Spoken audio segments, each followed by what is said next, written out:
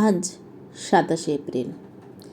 যার কাছে জীবনে মানুষ হয়ে ওঠার শুরু, সে আমাদের ছেড়ে চলে যাচ্ছে আজ 2 বছর হলো। তাই তার মৃত্যুদিনে আমরা পৌঁছে গিয়েছিলাম নতুন ঘর, জাগরণী নামক একটি সংস্থার উদ্যোগে একেবারে বিনামূল্যে পরিচালিত একটি বৃদ্ধাশ্রম। এই যে দেখছেন, এখানে বসে রয়েছি, গল্পগুজব করছি। আজকের দিনটা কাটানোর উদ্দেশ্যটাই ছিল এটা, যে তাদের সাথে বসে একটু গল্প করব, একটু আনন্দ করব এবং তাদেরকে একটু আনন্দ দেব।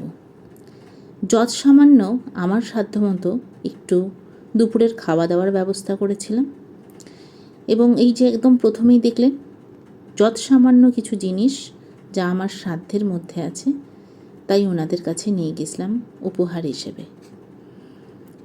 জানি না এনাদের আসল বাড়ি কোথায়, কিন্তু এনাদের নতুন বাড়ি হলো এই নতুন ঘর। এবং সব থেকে মুগ্ধ করা জিনিস হলো এনাদের ব্যবহার। বেশি করে দাও। এই যে এখানে বসে খাবার দিচ্ছে, এই ঠাকুমা দিদিমারা সুন্দর হাসি মুখে সে খাবার খাচ্ছে। না, এদের সাথে আমার কোনো রক্তের সম্পর্ক নেই, না কোনো রক্তের বাঁধন আছে। কিন্তু বাবা শিখিয়েছিলেন যে জীবনে যদি কিছু করতে পারিস তাদের জন্য করিস যাদের প্রয়োজন আছে, শুধু সেই চেষ্টাটুকুই করা।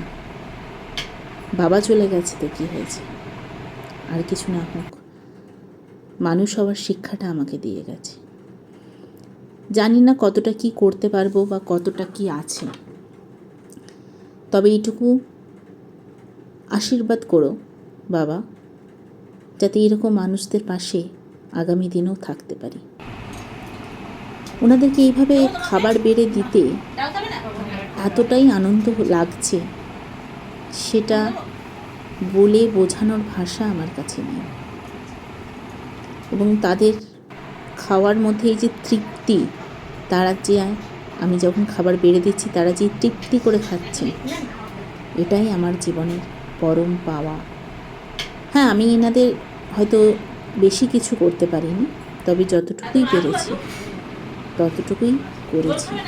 এবং আগামী দিনেও আমি এসব মানুষদের পাশে আবারও থাকব। আপনারাও চাইলে আমার মতো এইসব মানুষদের জন্য এগিয়ে আসতে পারেন। এবং সর্বশেষে ধন্যবাদ জানাই জাগরণী এনজিওকে।